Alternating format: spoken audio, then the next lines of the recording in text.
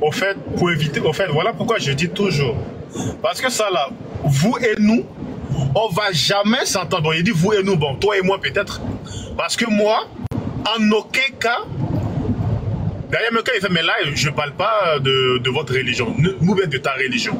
Ouais. Au fait, c'est mieux que chacun se concentre sur sa foi pour éviter ce genre de... Faux.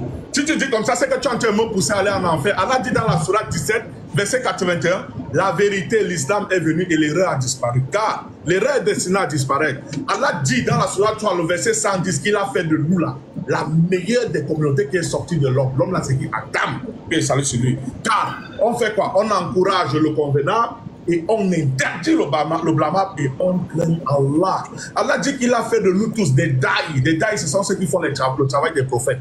Qu'est-ce que les prophètes sont venus faire? Si tel est le cas, Jésus est venu faire quoi? Jésus le dit dans Luc chapitre 5, verset 31. Ce sont ceux qui sont malades qui ont besoin des médecins. Ceux qui sont en santé n'ont jamais besoin des médecins. La maison d'Isaac, là, les prophètes sont toujours partis là, ce sont les médecins. Donc tu es en train de nous dire là, de ne pas soigner ceux qui sont malades. Non, je ne suis pas d'accord avec toi. Ça, c'est la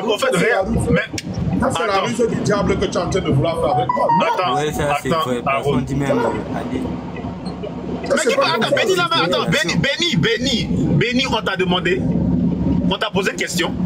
C'est ton frère chrétien. Non, mais oui, il y a ça, mais sois un peu civilisé. On t'a pas donné la parole, tu parles. Tu vas te fâcher contre ton frère chrétien. Non, même pas, mais c'est un minimum de respect. Tout à l'heure, Haroun parlait, tu parles. Il dit ferme ton micro. Il finit de parler, tu vas parler. Enfin bref, Haroun ne défend pas mes propos. Quand je dis que chacun reste... Que chacun reste dans sa foi, au fait, quand Jésus dit dans le livre de Marc 16, verset 15 à 16, allez faire de toute l'annonce des disciples, celui qui croira et qui sera baptisé sera sauvé. Quand on va prêcher l'évangile, on prêche l'évangile. Attends, ici ça donne à tout le monde. C'est même bien, tu as pris ce verset-là, c'est un verset que j'aime beaucoup.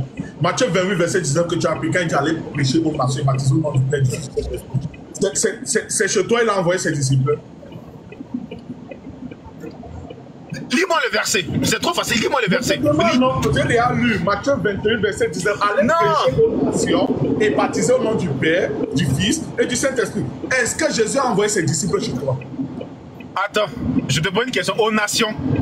Mais regarde, on dit les nations. Non, on va aller pas à pas. C'est trop facile.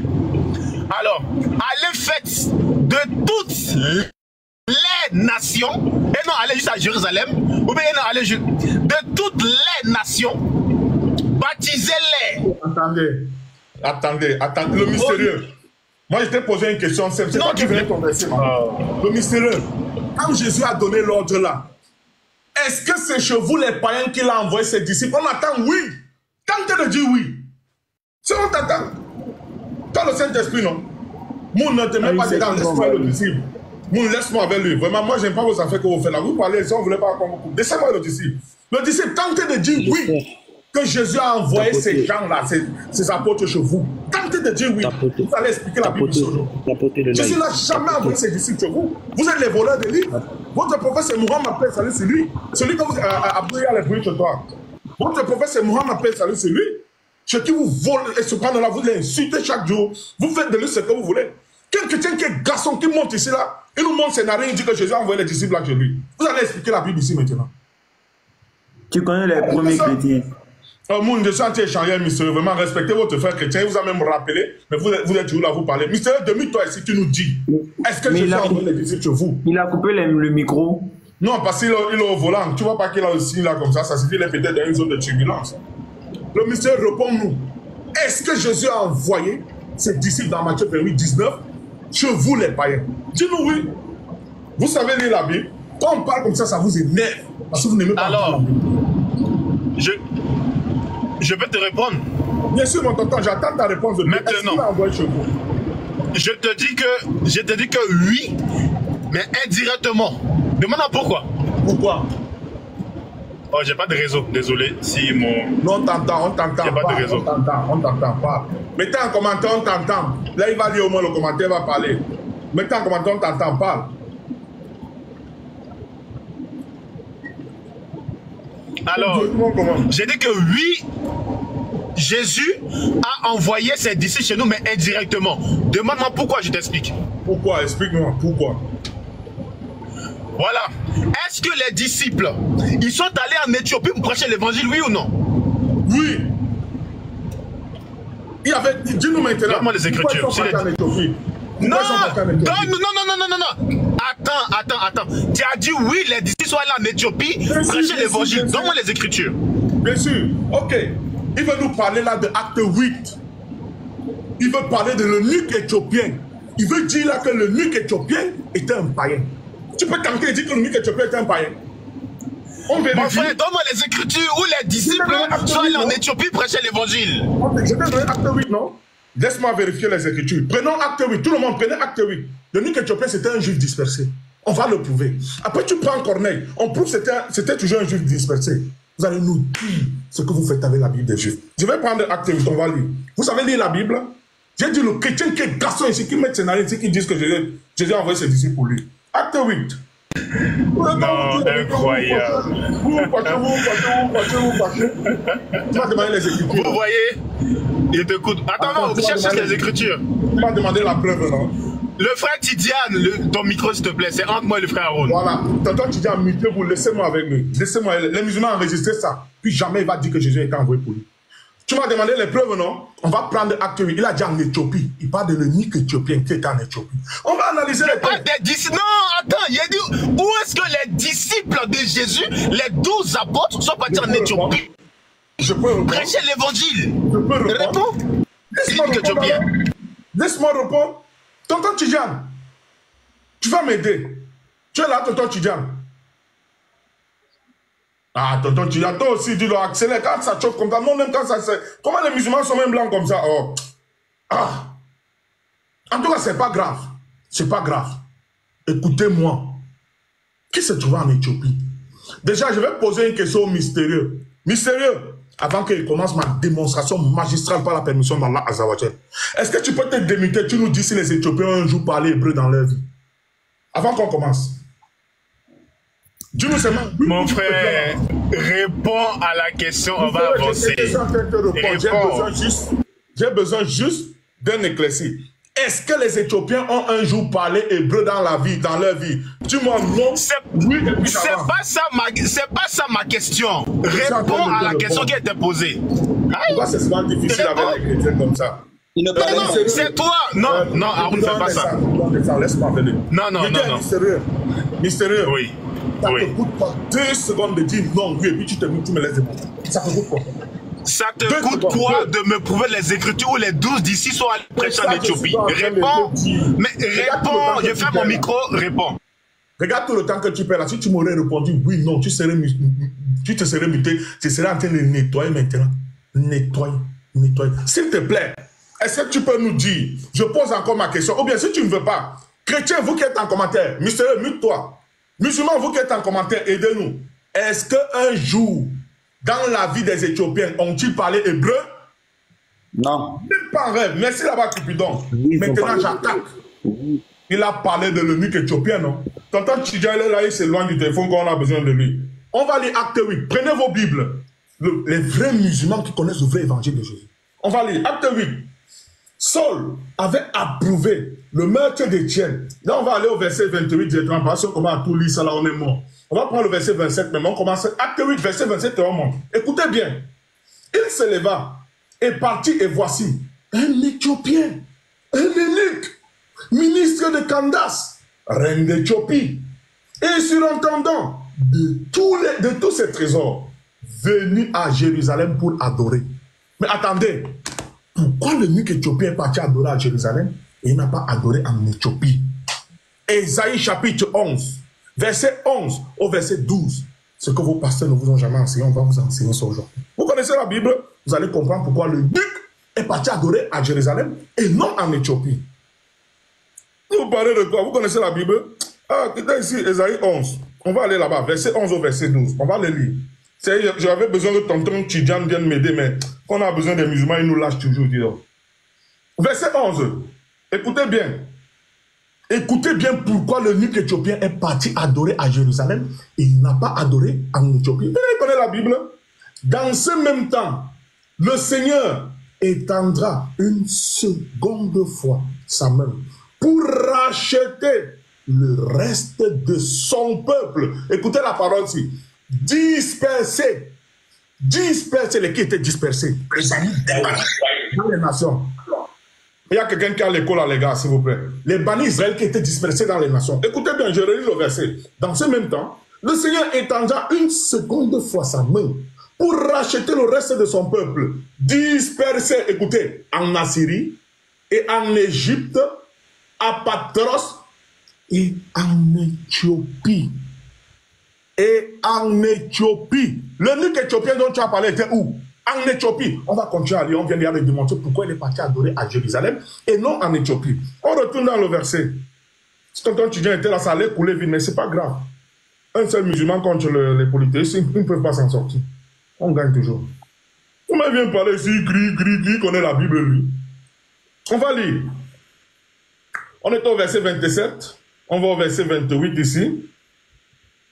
Sans retourner, assis, on va prendre le verset 27. On va lire le verset 27. Il s'éleva et partit, et voici un Éthiopien, un émite, ministre de Candace, reine d'Éthiopie, et surentendant de tous ses trésors, venu à Jérusalem pour adorer. On a démontré pourquoi il est parti adorer à Jérusalem. Verset 28 maintenant.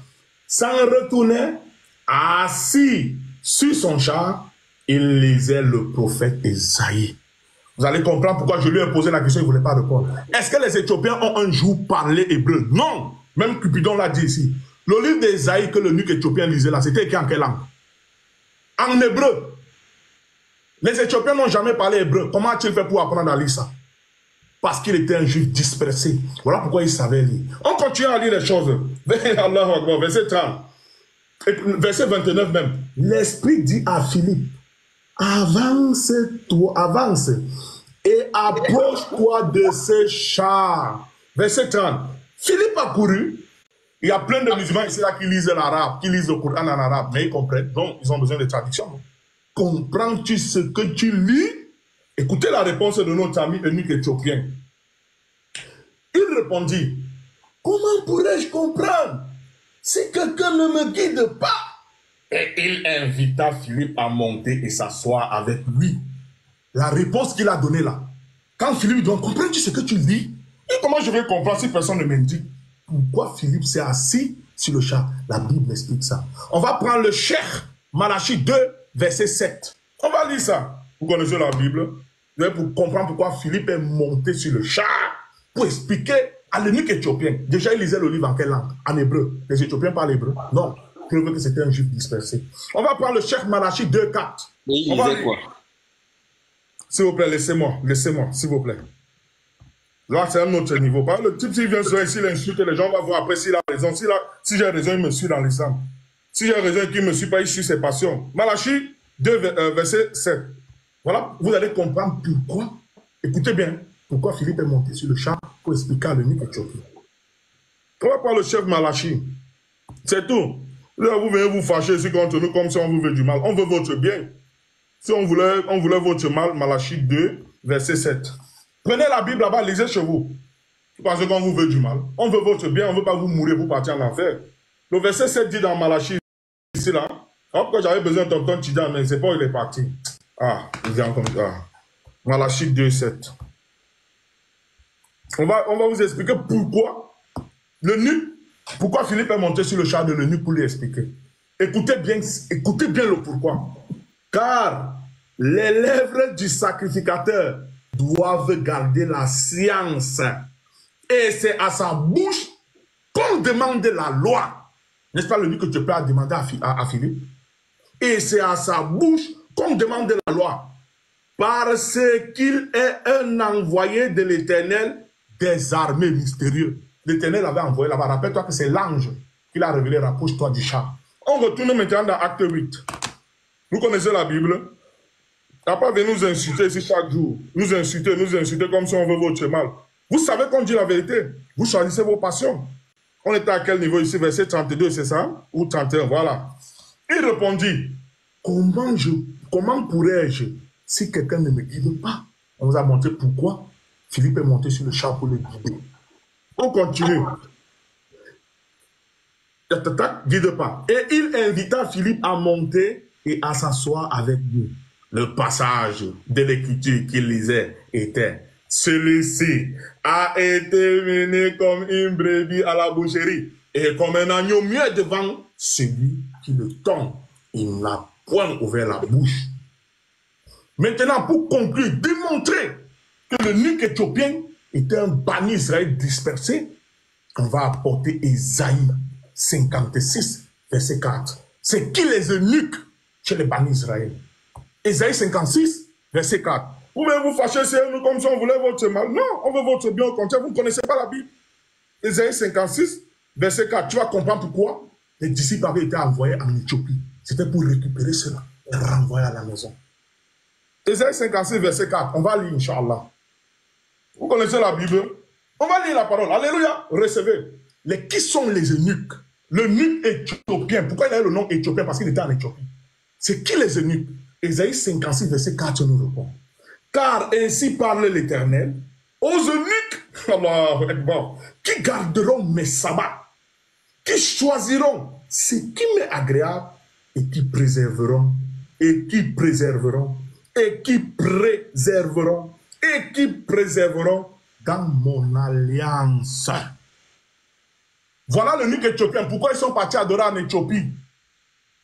Parce qu'il y avait les bannis dispersés là-bas. Pourquoi ils étaient là-bas? On va ajouter le cadeau.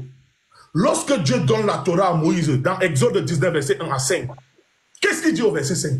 Si vous gardez la loi qui est écrite dans ce livre, vous serez mon peuple. Question rhétorique, le mystérieux. Et si vous ne gardez pas cette loi, serez-vous le peuple de Dieu? Bien évidemment, non. Et Dieu donne maintenant la sanction. Dans Deutéronome, chapitre 28, verset 51, verset 68. Et comme le contacter le texte de ce qu'il dit là-bas. Si vous ne respectez pas la loi qui est écrite dans ce livre, je vous disperserai d'une extrémité de la terre à une autre. Et vous adorerez d'autres dieux que non connus, ni vous, ni vos pères, du bois ou de la pierre. Est-ce que les bannis Israël avaient gardé la première alliance? Non! Quand tu prends maintenant Jérémie 31, verset 1, Jésus là, il a annoncé là-bas, parce que Jérémie 31 parle de la deuxième alliance. Vous pouvez prendre à partir du verset 30 jusqu'à la fin même. Le verset 30, j'aime beaucoup. Vous dites que Jésus a été envoyé pour mourir, non? Le verset 30 dit: personne ne va mourir pour le péché de personne. Et puis donc, mutez-vous un peu, non, les gars, c'est ce là. Il y a des bruits là-bas. Quand on a donné les vrais enseignements, mutez-vous. Apprenez la Bible chez les vrais savants de la Bible, disons. Ce n'est pas de l'avantagisme. Maintenant, on va revenir. Jérémie 31 annonce la deuxième alliance mystérieuse. Ce que vos pasteurs ne vous ont jamais dit. Jésus était envoyé. C'est Jésus la deuxième alliance dans la maison d'Israël, non? Allez lire le premier verset. Il a été envoyé uniquement pour les bannis Israël. Vous faites comme si vous ne voyez pas ça dans la Bible. Non, quiconque le reçoit, quiconque entend la parole ici et n'accepte pas l'islam, il ira en enfer. Est-ce que monsieur a adressé au monde entier? Non. Jean 18, verset 20. Je dis, il a parlé ouvertement, il a enseigné dans les temples et les synagogues. Il a parlé au monde. C'est le monde entier. Il est en Côte d'Ivoire, il est en France. Hein? Voilà pourquoi il dit dans Matthieu 15, verset 24, je n'ai été envoyé aux brebis perdues de la maison d'Israël. Voilà pourquoi il dit dans Matthieu 10, verset 5 à 7, à ses disciples, n'entrez pas dans les villes des Samaritains, mais allez plutôt prêcher aux brebis perdues de la maison d'Israël. Le mystère, tu entres où là-bas? Si Jésus t'a fermé la porte, qui est ton prophète? Qui est venu après Jésus? Muhammad alayhi salatu wa salam. La sourate 21, verset 107. Allah Azza wa Jalla l'a envoyé pour l'univers comme miséricorde. La sourate 5, le verset 19 à 20, si vous voulez, Allah dit, il l'a envoyé pour sortir le monde, l'univers, des ténèbres pour la lumière. De quelles ténèbres Allah Azza wa Jalla parle là-bas? Après le départ de Jésus, vous êtes tombé dans ce chakana mystérieux. Les Romains ont sali le monothéisme, puis d'Abraham, ça a totalement disparu. Quand Allah regardait la terre comme ça, il voyait qu'il s'est fait chair, mon Dieu Baoba, les crânes des ancêtres, Astarté, il a eu pitié de nos mystérieux. Il a envoyé Muhammad, Abdullah, ibn Abdul Muttalib, ibn Hashim. Il a envoyé pour nous sortir de cette merde que vous ne voulez pas sortir. Vous verrez, si vous nous criez dessus, qu'est-ce qu'on fait de mal? De vous appeler sur la voie de la droiture mystérieuse. Je t'ai prouvé que le nuque éthiopien, c'était un ban Israël. Comme te dit ça, je vois. Allahu Akbar. Allah. Le lion de la sunna. Donne-moi juste 1 minute, un instant. Prends le temps que tu veux, mystérieux. Prends le temps que tu veux. Allahumma barik Ustad Haroun. Qu'Allah Et on est augmentation. toujours, Amin, et on est toujours dans Matthieu 28, verset 19. Hein. Il y a un truc là-bas qui est grave, parce qu'il a dit devant tout le monde, si n'oubliez pas, quand il va prendre ses 1 minute, il a dit devant tout le monde ici, que les disciples ont été envoyés pour eux, non? Wallah, Lazim, il va expliquer un verset dans la Bible, si vous allez comprendre, les chrétiens, ils voient la vérité, mais ils font comme ça. Les disciples ont été envoyés pour vous, non? Retenez, il a dit ça. Prends ton temps, mon gars. Si vous le permettez, le temps que le frère cherche sa référence. Le temps qu'il cherche, quand il va se démuter, là, non, c'est mute, seulement on lui donne le temps qu'il nous parle. D'accord. Rappelez-vous ce qui m'intéresse, il a dit les disciples ont été envoyés pour vous. Vas-y, Cupidon, on t'écoute. Oui. Lorsque tu as parlé de l'eunuque, le mot là, beaucoup de gens peuvent penser que ça a un rapport direct avec Dieu. Parce que quand Dieu dit les eunuques et tout ça qui respecteront ma loi et tout le reste, je tiens d'abord à lire rapidement ici ce que signifie un eunuque. Parce que les eunuques, on en trouve un peu de partout. Un eunuque, c'est un homme castré. Oh là là, pourquoi qui m'appelle? Voilà. C'est un homme castré, chargé des fonctions administratives et militaires importantes dans les harèmes impérieux. On les retrouvait en Iran, dans l'ancien Byzance, en Chine, dans le monde musulman, dans le monde médiéval et dans les empires ottomans. C'est ça un eunuque. Ah bon? Oui, c'est ça d'abord un eunuque. Maintenant, l'histoire du monde a commencé là-bas.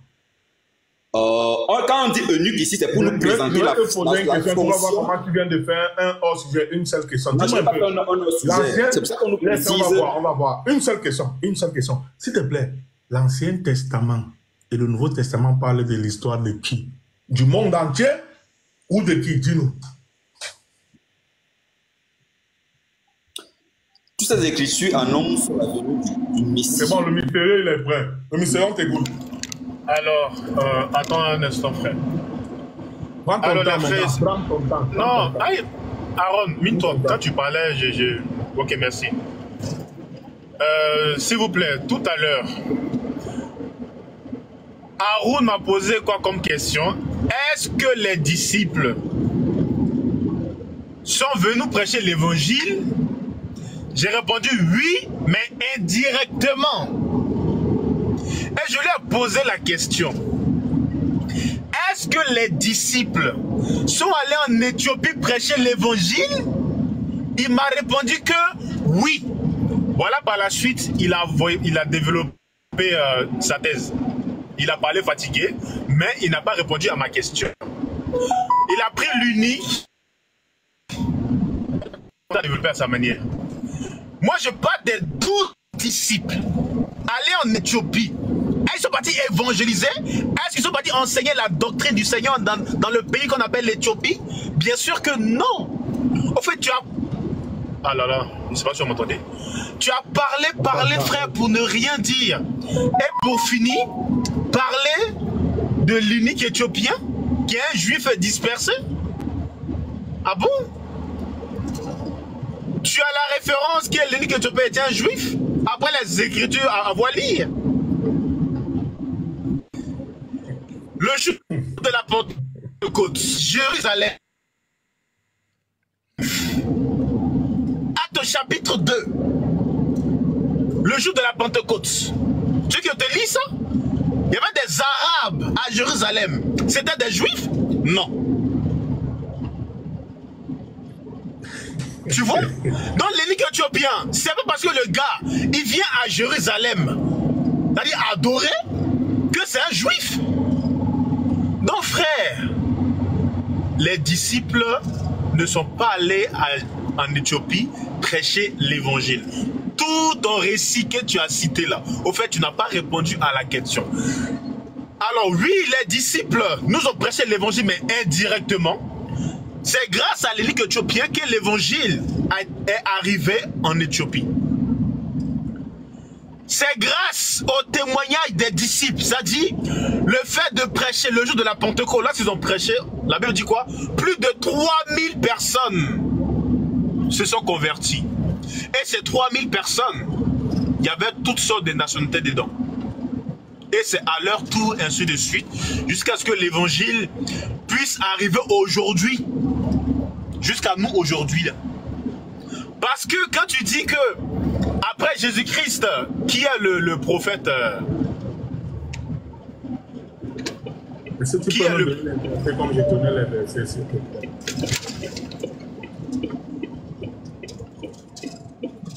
Un instant. Prends ton temps. Fais attention à votre surtout. Concentre-toi plus dans la conduite que ce que tu fais ici. J'aimerais qu'il nous donne les versets quand il parle, comme moi j'ai donné les versets à part.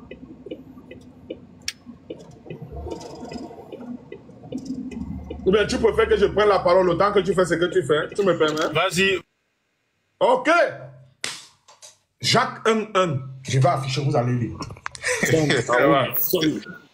Jacques 1:1. Il raconte quoi? On va lire. Jacques 1:1. Jacques, serviteur de Dieu et du Seigneur Jésus-Christ. Déjà, Jésus-Christ, c'est un Dieu. Aux 12 tribus qui sont dispersées. Aux 12 tribus qui sont dans la dispersion. Salut. On zoome encore, les chrétiens, c'est que vous ne voyez pas souvent bien. Jacques, serviteur de Dieu et du Seigneur Jésus-Christ. Aux 12 tribus qui sont dans la dispersion. Salut. On va aller dans le strong ici, on va regarder le mot dispersion ici. On va aller regarder, c'est tout. Parce que le mot dispersion, on va dans son strong ici. On clique. Après, je vais amener encore quelque chose qui est chaud. Fort. Ah. Le mot ici, c'est quoi? Diaspora, non? Hein? On clique ici, s'il vous plaît, mesdames, mesdemoiselles, messieurs. Définition courte. Dispersion. Définition lit. Dispersion de semences par le semeur. D'où dispersion utilisée en particulier pour les Juifs qui avaient émigré et étaient dispersés dans le monde antique, mon cher ami. Dans le monde antique. Je répète, dans le monde antique. Et je ne vais pas me limiter qu'à ça. On va prendre Acte 15, verset 7. Il a dit ici devant tout le monde que les disciples ont été envoyés au monde, non? Pour prêcher, non? Vous allez voir la sorcellerie. Soit Jésus avait mal choisi ses disciples, soit 15 ans après le Matthieu 28, 19 là, Simon-Pierre, le capitaine des disciples de Jésus, n'avait pas compris sa mission et les 10 disciples qui étaient avec lui n'ont pas compris la mission. Acte 15, verset 7. Ils ont été envoyés pour prêcher au monde, non, monsieur mystérieux? Vous allez lire la Bible. Si vous connaissez la Bible, on va lire ça. Et puis tu vas nous expliquer le verset, c'est quand tu reprends la parole. Acte 15, verset 7. Si les disciples de Jésus ont été envoyés pour prêcher au monde, comme tu viens de dire devant tout le monde, voilà pourquoi j'ai insisté que ont-ils été envoyés pour vous? Tu as dit oui. On va lire.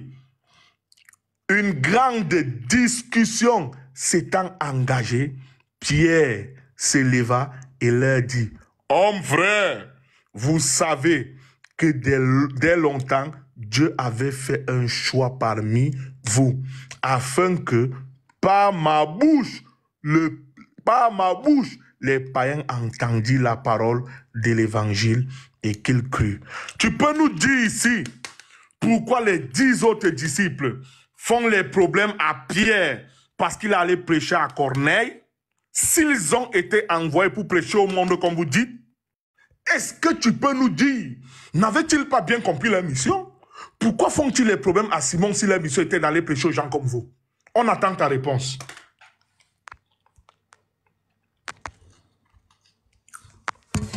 La balle est dans ton camp. Pourquoi font-ils les problèmes à Simon Pierre? S'ils ont été envoyés, comme vous dites, dans Matthieu 28, verset 19, d'aller prêcher au monde. Mystère, demi-toi ici, tu nous dis, n'ont-ils pas bien compris leur mission? Ou bien c'est Jésus qui était un fou? Il n'était pas assez omniscient pour bien choisir ses disciples. A-t-il choisi des disciples maboules? Ils fumaient l'herbe et tout était mélangé dans leur tête. Pourquoi font-ils les problèmes? Allez comme ça, là, Marie Karim. Pourquoi font-ils les problèmes à Simon-Pierre parce qu'il a prêché à Corneille? Si leur mission était d'aller prêcher aux vrais païens comme vous. Demi-toi ici, tu nous réponds. Oui, tu dis, neveu, on essaie même de vous caresser dans le sens du poil. Qui est votre prophète? Vous n'entrez pas dans l'alliance. Muhammad.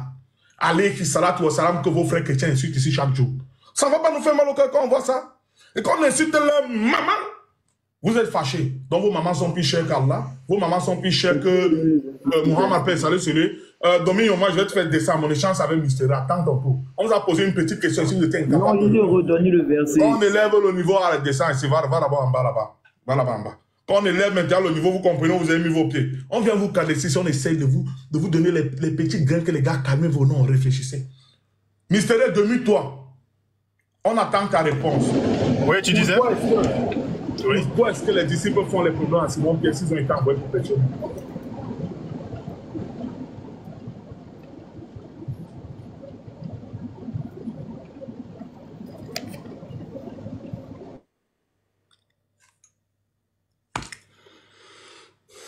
Voilà, quand on élève le niveau, ça commence à bégayer et tout. Nous, on veut la réponse. Pourquoi est-ce que les 10 autres disciples font les problèmes à Simon? S'ils avaient mal compris, Matthieu 28, 19. Comme il a un problème de connexion, on va aller encore plus grave encore.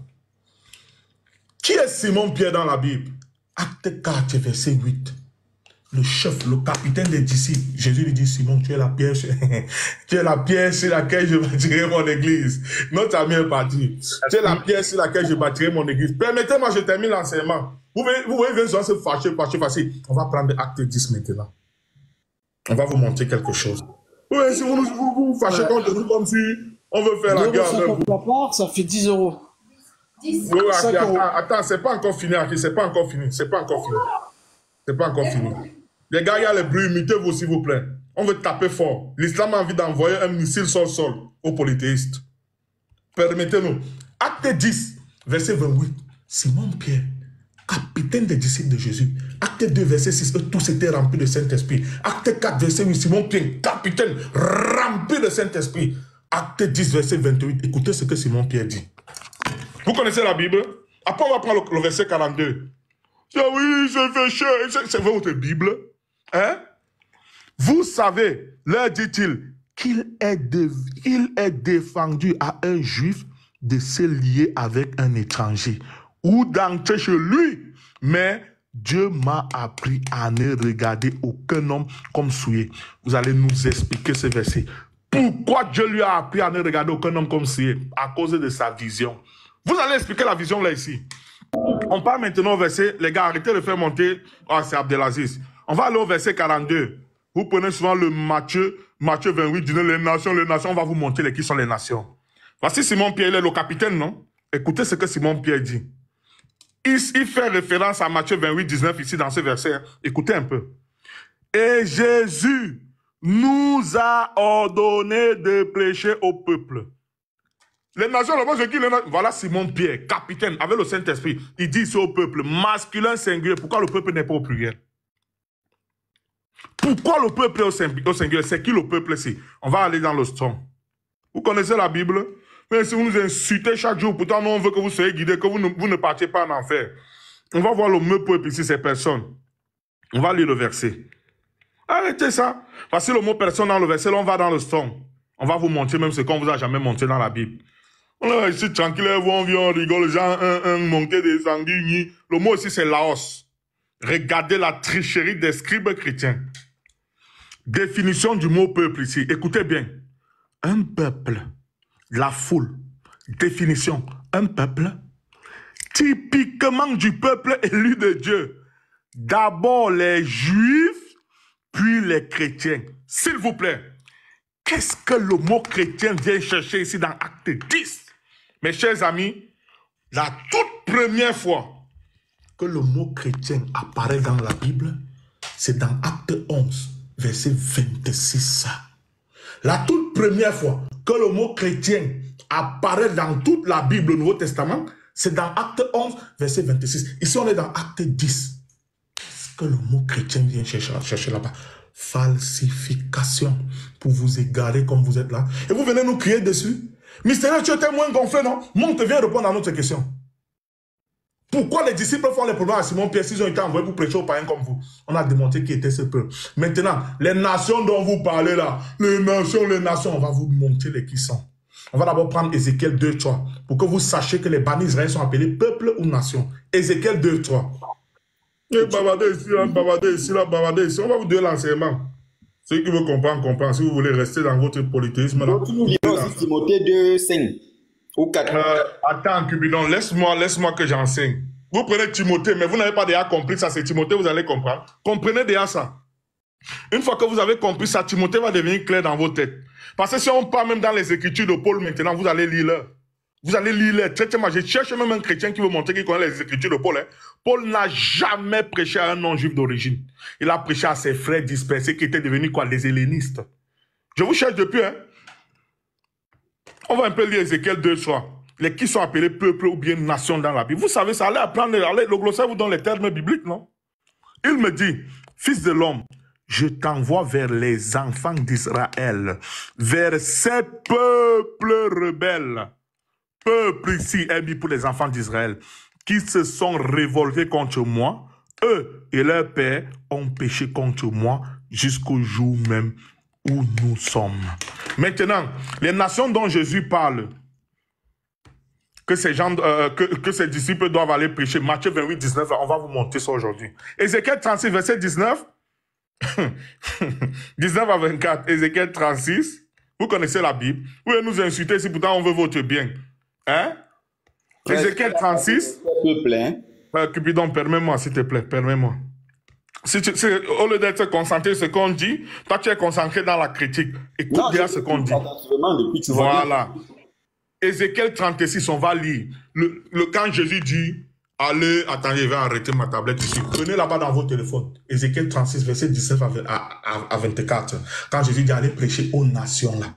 Rappelez-vous, je vous ai donné Deutéronome 28, verset 58 à 68, où Dieu dit, si vous ne respectez pas les écritures qui sont, la loi qui est écrite dans ce livre, écoutez bien, je vous disperserai d'une extrémité de la terre à une autre et vous adorez d'autres dieux que n'ont connu ni vous, ni vos pères du bois ou de la pierre.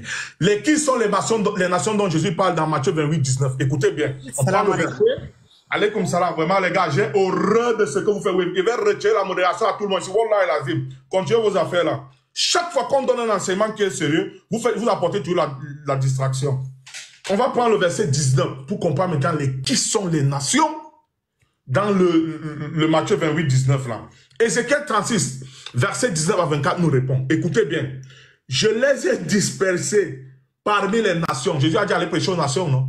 Je les ai dispersés parmi les nations. Les qui sont dispersés parmi les nations? Ok, il y a un mystérieux qui est là. Peut-être veut venir répondre à notre question. Ok. Je les ai dispersés parmi les nations et ils ont été répandus en divers pays. Je les ai jugés selon leur conduite et selon leurs œuvres. Verset 20. Ils sont arrivés chez les nations. Toujours le mot nation apparaît. Allez prêcher aux nations. Écoutez bien de quelle nation Jésus parle.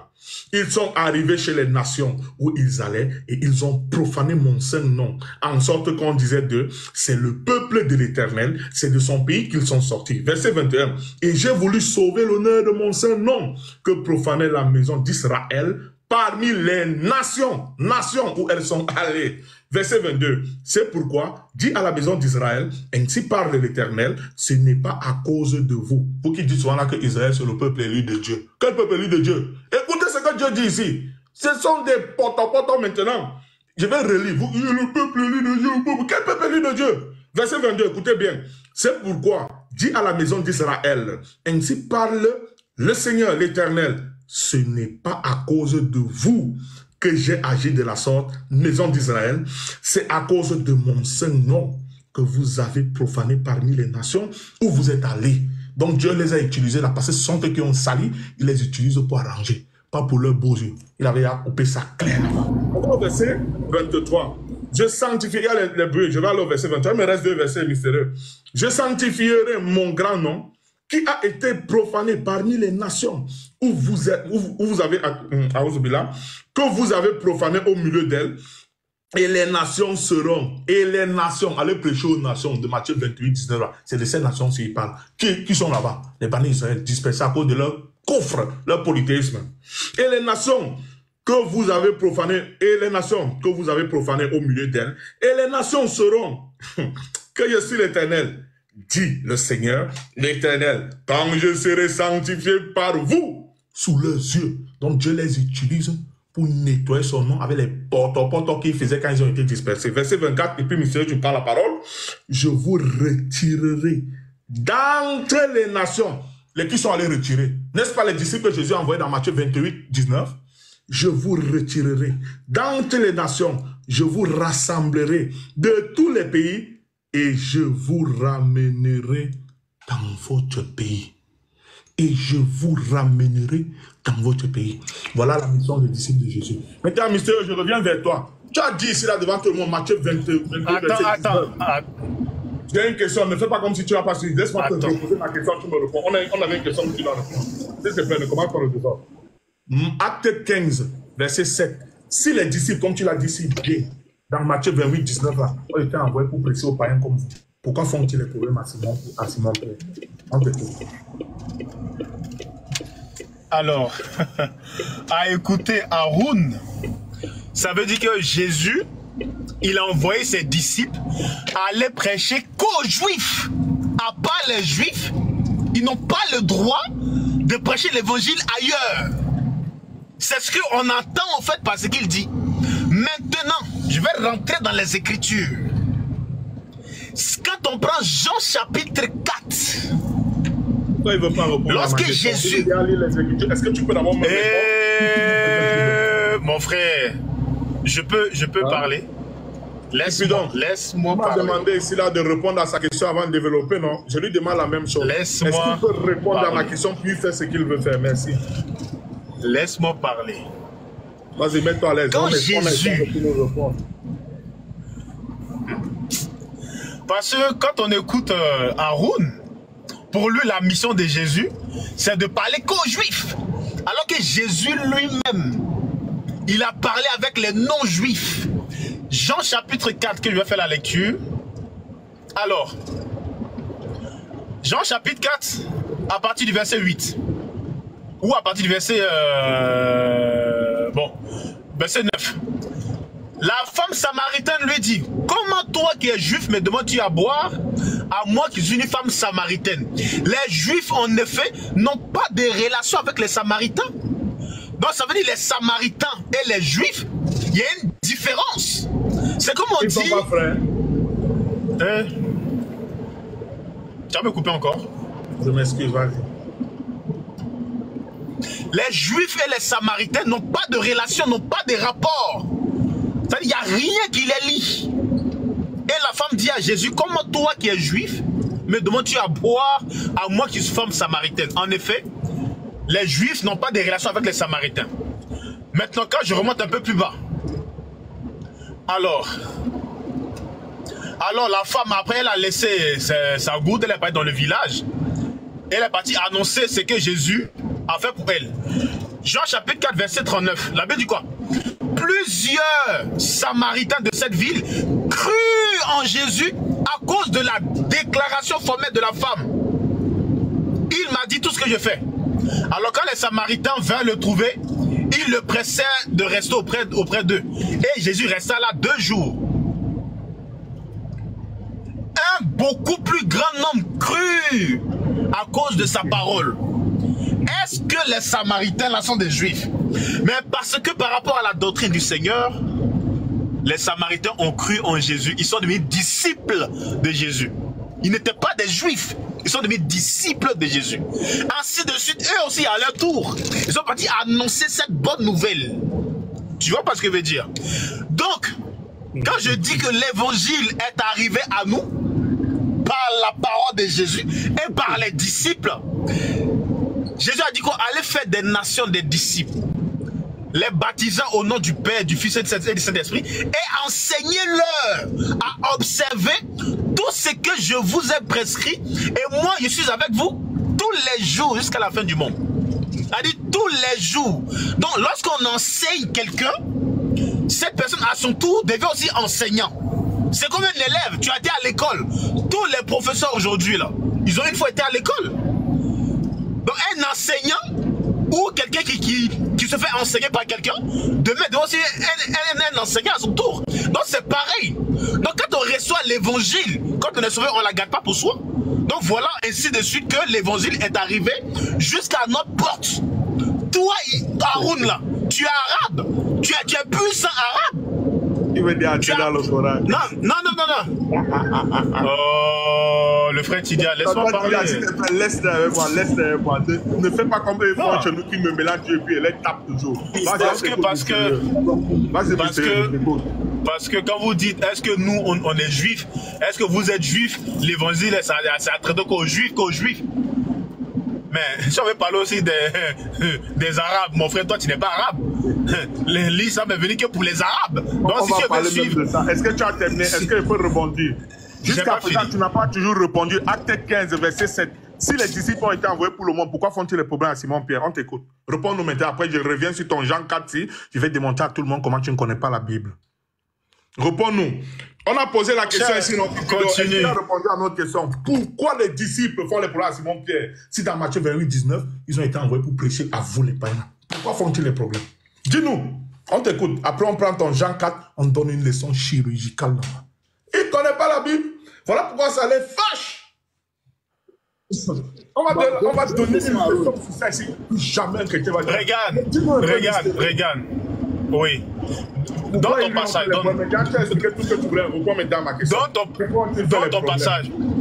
Ton passage, c'est quoi? Dans ton passage. Acte 15, verset 7.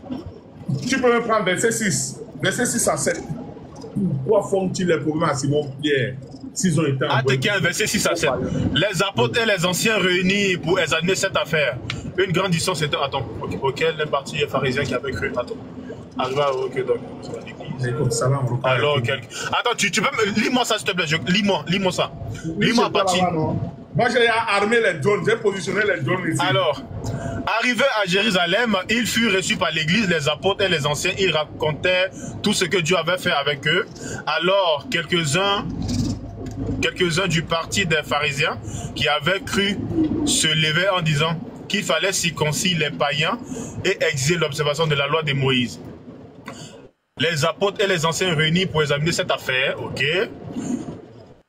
Une grande discussion s'étant engagée, Pierre se leva et leur dit: Hommes frères, sachez que dès longtemps Dieu a fait un choix parmi vous, afin que par ma bouche, les païens entendissent la parole de l'évangile et qu'ils crurent. Et Dieu qui connaît les cœurs les a rendus témoignage en leur donnant le Saint-Esprit, comme nous. Il n'a fait aucune différence entre nous et eux, ayant purifié leur cœur par la foi. Maintenant donc, pourquoi tentez-vous Dieu en mettant sur le cou des disciples un joug que ni nos pères... Attends. Aaron, lis, I'm driving. Je conduis, lis s'il te plaît. C'est toi qui as continué. Non. Maintenant, attends. Non, mais moi... Réponds maintenant à ma question. Réponds à ma question.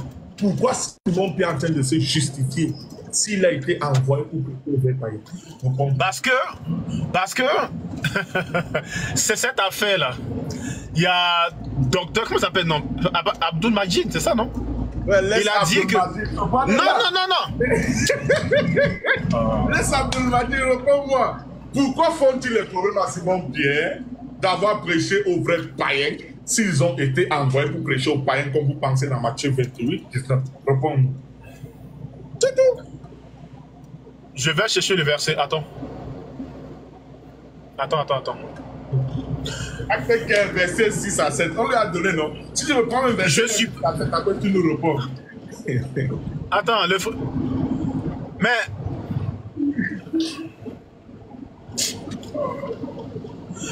Je suis pas assis, déjà de 1, je conduis, et de 2, je ne peux pas tout faire en même temps, d'accord? Dans le frère Tidiane, tu dois normalement te muter. C'est pas avec toi, il discute. D'accord? Bon, il vient de se voilà. muter. Moi, je vais répondre parce que quand je veux reprendre Acte chapitre 15, on est d'accord? À partir du verset qu'il y a lu tout à l'heure. Attends que tu nous réponds. Réponds-nous. Alors, je relis. Pourquoi? Pourquoi Alors, une grande discussion s'étant engagée, Pierre s'est levé et a dit, homme frère, attends. Alors Pierre, les autres, les pharisiens, voilà, vous voyez. Alors, quelques-uns du parti des pharisiens qui avaient cru se lever et dit qu'il fallait circoncire les païens et exiger l'observation de la loi de Moïse. Pourquoi ils voilà font d'abord la raison. Dis-nous.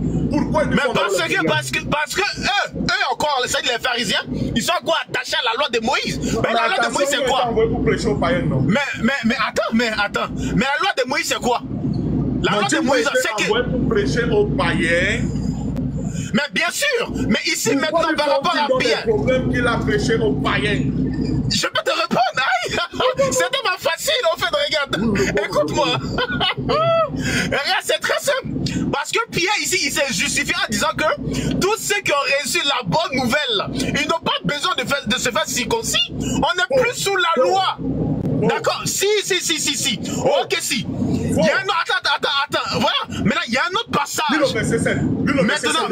Maintenant, attends. Il a tellement dit. Dis le verset 7.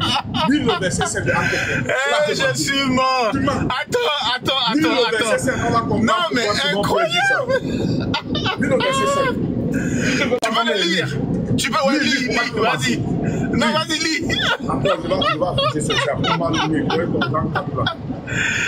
Incroyable.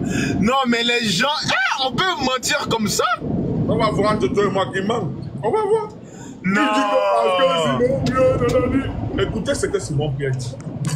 Du pourquoi il a prêché aux païens. Il veut mentir sur le que non, parce qu'on va lire. On va lire. Il y a des menteurs comme ça. Vous connaissez la Bible? Acte 15, verset 7. Une grande discussion. Déjà, la question, c'est pourquoi il y a discussion s'ils ont été envoyés pour prêcher aux païens. S'étant engagé, Pierre se leva et leur dit, homme frère, il disait ici que c'est pas qu'il fallait entrer dans la loi ou pas, non? Écoutez ce que Simon Pierre dit. Homme frère, vous savez que dès longtemps, Dieu a fait un choix parmi vous, afin que par ma bouche, les païens entendirent la parole de l'évangile et qu'ils crurent. Parce que je suis en train de préparer le chemin comme ça pour qu'on retourne dans Acte 10. Parce que c'est là-bas que pour la première fois, un païen a été prêché. On a déjà expliqué pour l'eunuque éthiopien. Vous me racontez même quoi? On veut maintenant qu'il nous réponde ici. Par les chrétiens, il s'agit là-bas, vous connaissez. Maintenant, Acte 10. Il était incapable de répondre. On ne va pas d'abord laisser le Jean 4. Vous allez voir, il ne connaît pas la Bible. On reprend maintenant le Jean 4 qu'il a pris. Monsieur, quand il sera en train de parler, s'il te plaît, mute-toi parce qu'il y a l'écho de la route. Il faut qu'il donne un enseignement chirurgical. Ils ne connaissent pas la Bible. Les vrais rabbins bibliques, c'est nous. Ce n'est pas de l'avantagisme. Venez dans l'islam. Il a pris Jean 4. Il dit que les Samaritains ne sont pas les frères des Juifs. On va voir. Collègue, envoie-moi les versets là. J'ai besoin de ça. Sinon, je ne sais pas sur Internet là. Ça va me perdre le temps parce que c'est une frappe chirurgicale. Collègue, envoie-moi les versets du prophète Achija quand il fait la révélation à Jéroboam, l'ex-officier de Salomon, qui avait d'abord tenté le premier coup d'État. Ça n'a pas marché. Il a fui s'exiler en Égypte. Quand il a appris que Salomon est mort, il est revenu. Il a donc pris les 10 tribus d'Israël face à qui Roboam, le fils de Salomon, qui l'avait succédé. Les 10 tribus là, après aujourd'hui mystérieux, ce sont les frères du Sud. Ils sont allés fonder Israël, encore appelé Rome du Nord. Oui, Al-Haq, envoie-moi les versets. Où Omri achète la montagne de Samarie. Où il se divise 1 roi 11, verset 29 à 31. On va lire ça. 1 roi 11, verset 29 à 31. 1 roi 11. On va lire. Prends un cours de Bible. Ça, c'est le prophète Achija qui fait la révélation à qui? À Jéroboam. Écoutez bien. Il est présenté comme ça. Verset 29 et suite. On va lire ça, Inch'Allah. Écoutez le prophète Achija. Dans ce temps-là, Jéroboam, étant sorti de Jérusalem, fut rencontré en chemin par le prophète Achija de Silo, revêtu d'un manteau neuf. Ils étaient tous deux seuls dans le champ. Verset 30. Achija saisit son manteau neuf qu'il avait sur lui, le déchira en 12 morceaux, verset 31, et dit à Jéroboam, prends pour toi 10 morceaux, car ainsi parle l'Éternel, le Dieu d'Israël, voici, je vais arracher le royaume de la main de Salomon, et je te donnerai 10 tribus. C'est pas ce que j'ai dit ici. Ce sont les 10 tribus là. Envoie-moi maintenant le verset où Omri a acheté la montagne de Samarie et a fondé la capitale du royaume du Nord, encore appelée Israël, qui avait pour capitale Samarie. Comment est-ce qu'on appelle les habitants de la Samarie hommes? On va prendre 1 roi 16, verset 23 à 24. Merci là-bas, collègue. 1 roi 16, verset 23 à 24. Aujourd'hui là, tu es mal tombé, mon gars. 1 roi 16, verset 23 à 24. On va lire. Plan l'enseignement mystérieux. Voilà pourquoi vous nous détestez pas. Vous n'aimez pas entendre la vérité. 1 roi 16, verset 23 à 24. Maintenant qu'on a constaté, le prophète Achija avait prophétisé, et puis qui? Jéroboam a pris 10 tribus. 2 tribus sont restées au sud. Le royaume du sud appelé qui? Juda, qui avait pour capitale Jérusalem. Maintenant, c'est quoi la capitale du royaume du nord que Jéroboam a fondé? 1 roi 16 va nous répondre. Verset 23. Écoutez bien, la 38e année d'Asa, roi de Juda, Omri régna sur Israël. Elle régna 12 ans. Après avoir régné, écoute bien, après avoir régné, non, on ne va pas lui donner l'autre là, collègue, non, on n'a pas besoin de ça. Écoutez bien, la 38e année d'Asa, roi de Juda, à qui on ne va pas tous les donner, hein? Hey, on les enseigne un peu comme ça. Roi de Juda, Omri, régna sur Israël. Il régna 12 ans, après avoir régné 6 ans à Tirsat. Verset 24, il acheta Shemer, la montagne de Samarie, pour 2 talents d'argent. Il bâtit sur la montagne et il donna à la ville qu'il bâtit le nom de Samarie, d'après le nom de Shemer, seigneur de la montagne. Voilà la preuve. Tu ne savais pas ça, mystérieux, que ceux du nord, là, les Samaritains sont les frères du sud. Et ils s'étaient divisés. Je n'ai pas terminé, mystérieux. Il faut d'abord que je demande qui sont les frères. Je vais prendre maintenant ton Jean 4, je vais te frapper fort. Tu as osé dire qu'ils n'étaient pas frères. Je vais t'expliquer même les expressions de Jésus. Tu connais la Bible? Les vrais rabbins ici, c'est nous.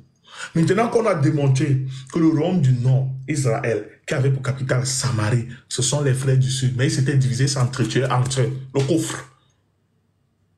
Pourquoi la femme samaritaine maintenant parle à Jésus de la sorte, et pourquoi Jésus parle à la femme samaritaine de la sorte? Vu qu'ils étaient divisés, on va prendre son Jean 4. On va donner une leçon phénoménale là-bas aux chrétiens. Les musulmans, regardez comment les musulmans connaissent la Bible plus que les chrétiens. On va prendre son Jean 4, on va lire. Vu qu'on a déjà compris que la femme samaritaine là, c'est la sœur de Jésus, mais elle est du royaume du Nord. Comment est-ce qu'on appelle les habitants de la Samarie, capitale du royaume du Nord? Elle savait ça où? On va aller au verset 25. Écoutez ce qu'elle dit au verset 25.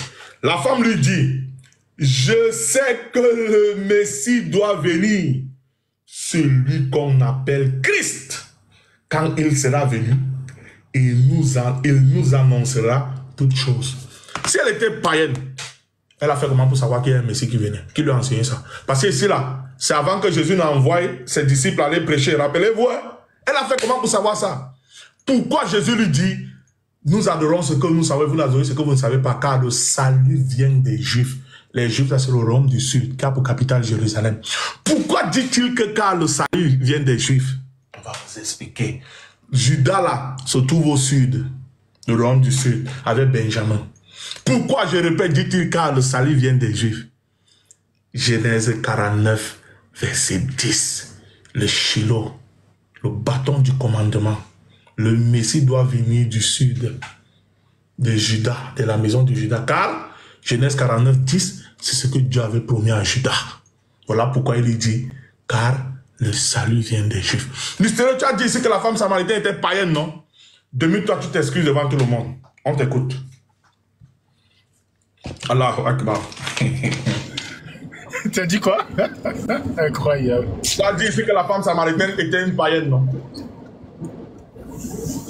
Mais bien sûr. Tu t'excuses devant tout le monde. La femme samaritaine, c'est pas la seule de Dieu. Mon frère. Alors, je reprends la parole au fait. Écoutez bien. Non mais, je dois répondre. je vais répondre à ta question. Quand on prend son verset tout à l'heure, dans Actes chapitre 15, le verset 6, que j'ai expliqué tout à l'heure, le verset que je vais relire et on va comprendre, je vais lire Galates et on va comprendre quelque chose. Pourquoi il y a eu cette discussion entre les pharisiens et les apôtres? Arrivé à, ça dit, après avoir été accompagné par l'église, il poursuivit sur la route de travers Philippe et Samarie. Ok. Arrivé à Jérusalem, il fut reçu par l'église, les apôtres et les anciens. Il racontait tout ce que Dieu avait fait avec eux. Alors quelques-uns du parti des pharisiens qui avaient cru se levaient en disant qu'il fallait circoncire les païens et exiger, ça dit l'observation de la loi de Moïse. Donc ça veut dire qu'il y a des gens qui ont cru en Jésus, c'est-à-dire ils ont été baptisés, mais ils observaient toujours la loi de Moïse. Donc comme c'est la pratique de tous les jours, vu que d'autres païens ont été gagnés à Christ, donc eux pour eux, les païens aussi doivent se faire circoncire. Maintenant, alors, les apôtres et les anciens se réunissent pour examiner cette affaire. Une grande discussion s'étant engagée, Pierre se leva et leur dit, Pierre a dit quoi? Hommes frères, vous savez dès longtemps, Dieu a fait un choix parmi vous, afin que par ma bouche, les païens entendissent la parole de l'évangile et qu'ils crurent. Et si Dieu connaît les cœurs, et Dieu qui connaît leur cœur, et Dieu qui connaît les cœurs, les a rendus témoignage en leur donnant le Saint-Esprit comme nous. Il n'a fait aucune différence entre nous et eux, ayant purifié par leur cœur, par la foi. Voilà. D'où le problème de Aaron. Pourquoi on fait qu'on appelle, on fait problème à Pierre là-bas. Cette affaire-là, regardez, Paul lui-même, il a parlé. Il dit, voici moi, Paul, je vous dis, si vous faites circoncis dans Galates chapitre 5, pardon, si moi, Paul, voici moi, Paul, je vous dis, si vous vous faites circoncis, Christ ne vous servira de rien. Et je processe encore une fois à tout homme qui se fait circoncis qu'il est tenu de pratiquer toute la loi entière, ce que les pharisiens ont fait, en disant qu'il faut que les païens soient circoncis pour qu'ils observent la loi de Moïse, alors qu'on n'est plus sous la loi de Moïse. Voilà pourquoi les pharisiens faisaient discours avec les... Tu ne comprends pas cette affaire de circoncision. Alors que non, ils n'ont plus besoin de ça, vu qu'ils sont partis évangéliser, ils sont partis prêcher la parole de Dieu, et ils ont gagné plusieurs païens. Et ces païens-là, ils n'ont pas besoin de faire circoncis en Christ. Mais les pharisiens n'étaient pas d'accord. Voilà d'où était venue cette discussion. Il y a ceux qui répondent à ta question. C'est tout.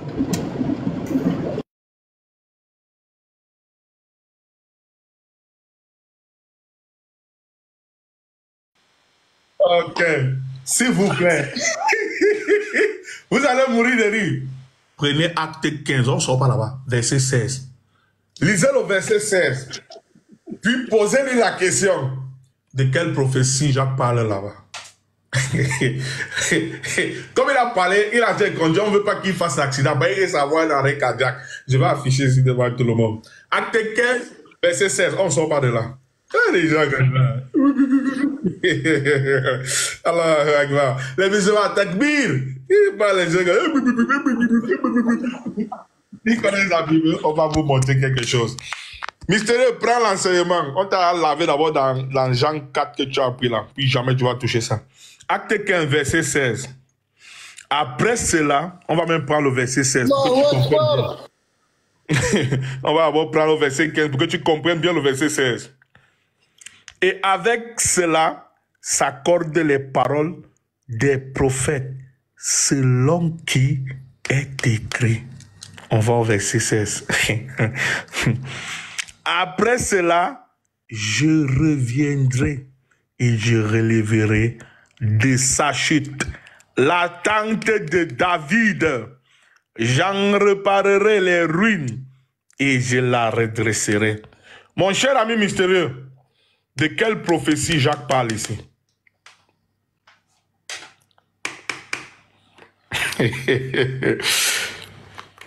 Tu es là? Il va te regarder yeux à yeux. Il est parti. Nous, on va donner l'enseignement, on s'en fout. Machallah, il parle de Amos. On va donner l'enseignement. De quelle prophétie il parle au verset 6? Il ne connaît pas Jacques. On va prendre donc la prophétie dont notre ami nous parle. Amos chapitre 9, verset 9 à 11. Écoutez, aucunement les païens sont entrés là-bas. Le défi est lancé. Et même les écritures de Paul, vous prenez chaque jour là. Je veux un chrétien qui connaît les écritures. Parce que quand il sent qu'il fait un peu façon, allez, j'arrête d'échanger. Pas le temps à perdre. Allez étudier. On va lire la prophétie dont Jacques parle dans Acte 15, verset 16. Écoutez bien. Amos chapitre 9, verset 9 à 11. On lit. Car voici, je donnerai mes ordres et je secouerai la maison d'Israël, et non le monde entier, et non les païens. La maison d'Israël, parmi toutes les nations, comme on secoue avec crible, sans qu'il tombe à terre un seul grain. On continue. Tous les pécheurs de mon peuple mourront par l'épée. Ceux qui disent, le malheur n'approchera pas et ne nous atteindra pas. En ce temps-là, virgule, je relèverai de sa chute la maison de David. J'en réparerai les brèches, j'en redresserai les ruines et je la rebâtirai comme elle était autrefois. Jacques a pris le verset 16 là de Acte 15. Il a pris ça ici. Tous les païens entrent là-bas. N'est-ce pas toujours Israël? Maintenant qu'on a démonté ça, vous avez compris que vous avez mal compris Matthieu 28, 19. Hein? C'est Ézéchiel 36, verset 19 à 24 qui vous explique ça. Ézéchiel 2, verset 3. Les bannis israéliens.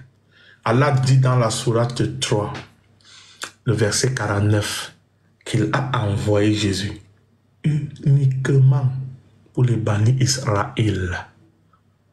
Vous là, qui n'êtes pas de Genèse 17, verset 19, parce que rappelez-vous, Dieu a dit, va faire son alliance avec Isaac, sa maison et sa postérité à perpétuité pour toujours, jusqu'à la fin des temps. Allez voir le mot en hébreu. Postérité là-bas, c'est Zerah, qui signifie graine, sémie, c'est physique. Il n'y a rien de spirituel. Maintenant, je vais poser une bombe, parce que nous, on a aligné les drones. Vous avez touché les écritures de Paul, non? On va démontrer ici devant tout le monde que vous ne connaissez pas la Bible.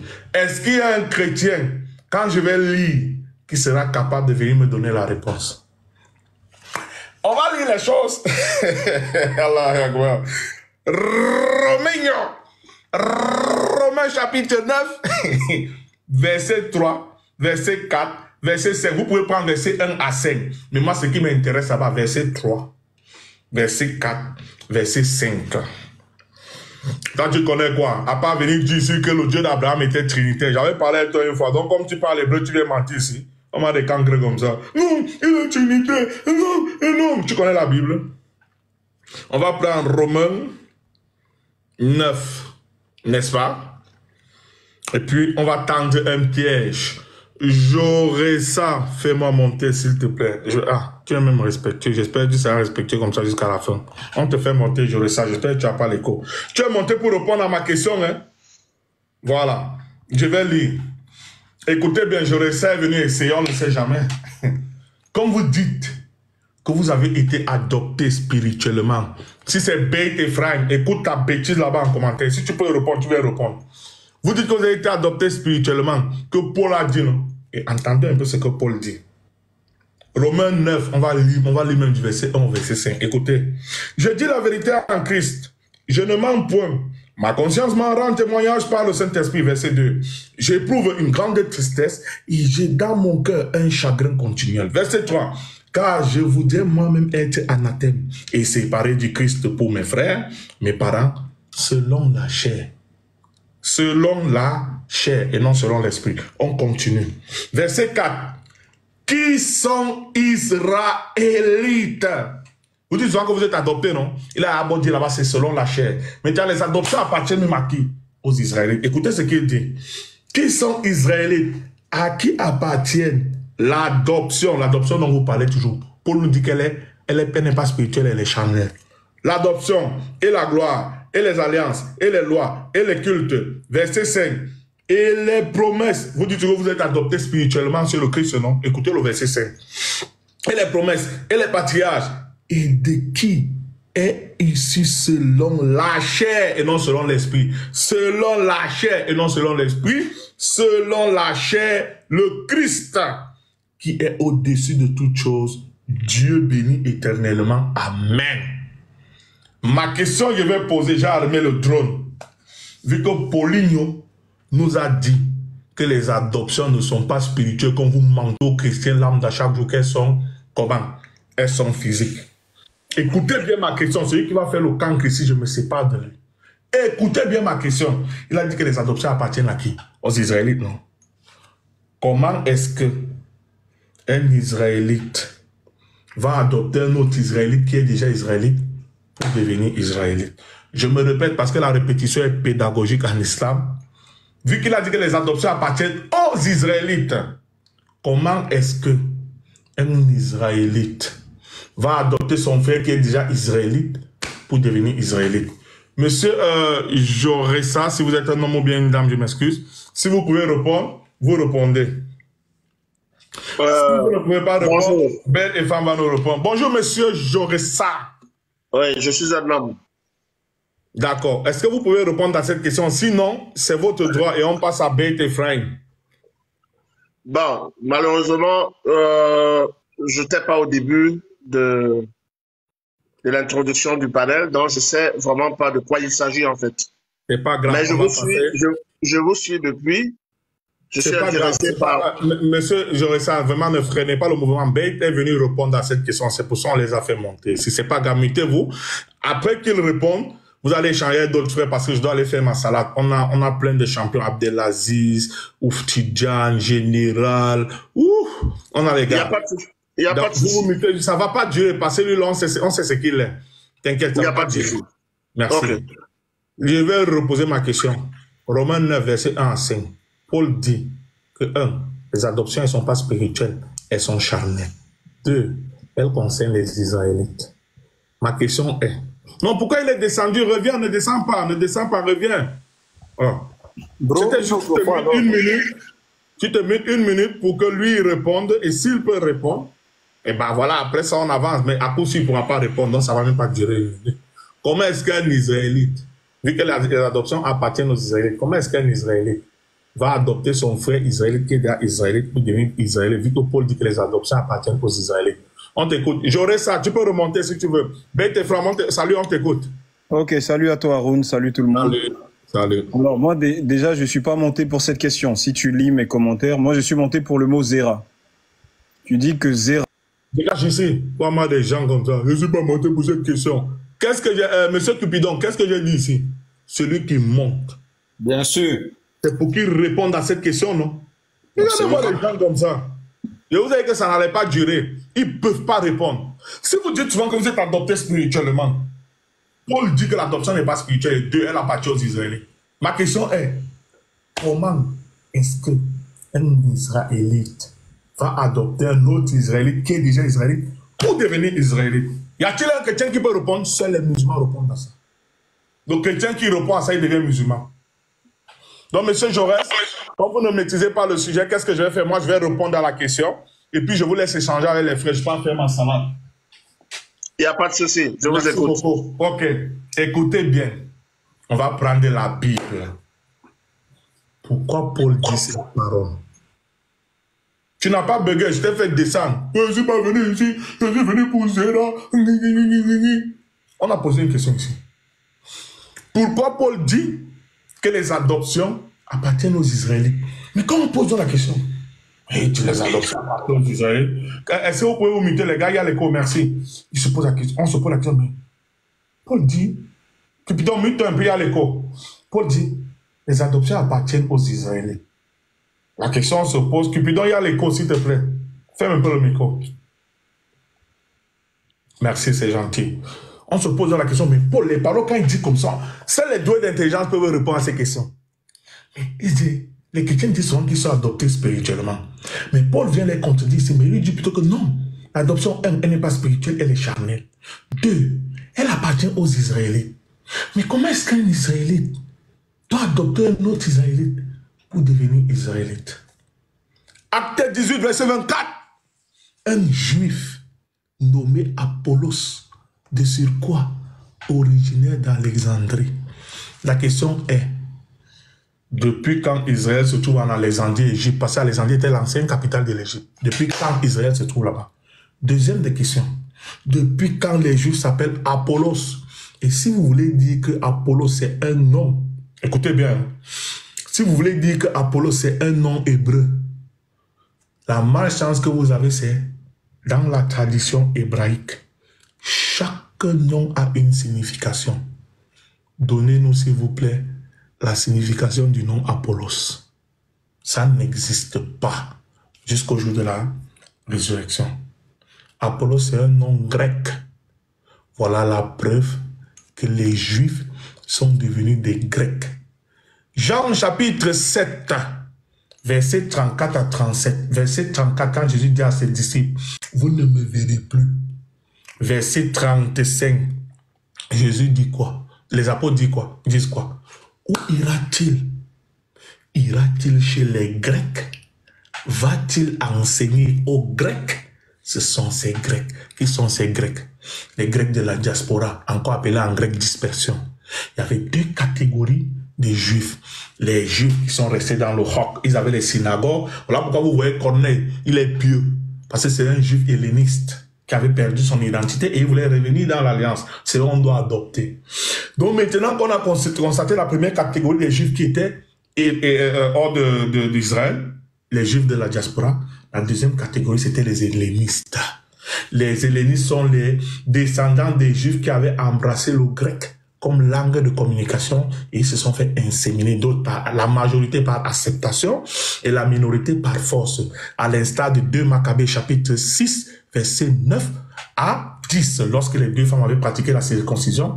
Antiochus Épiphane 4 les a traînés avec leurs enfants sur leur sein, il les a fait monter du haut du rempart et il les a tués parce qu'il avait interdit carrément. Voilà où le judaïsme, le monothéisme a disparu.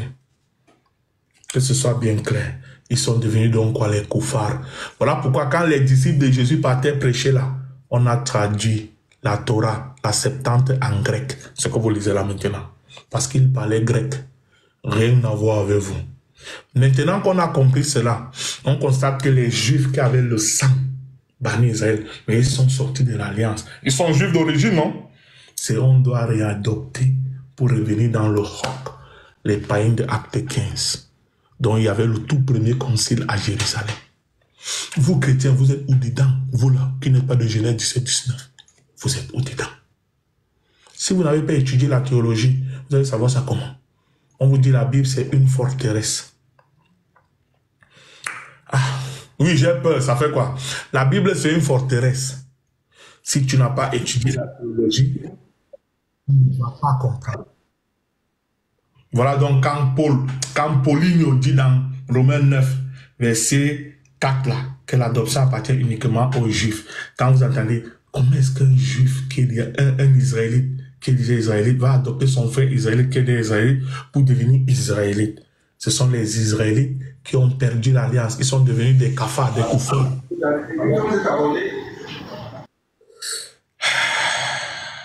Bonsoir. Et frère, je peux faire ma salade, je reviens, Inch'Allah. Moi, j'ai une question. Bon, moi, je t'ai suivi. J'ai une question à poser aux balistes. Je t'ai suivi. Monsieur Haroun, viens ici, tu vois où?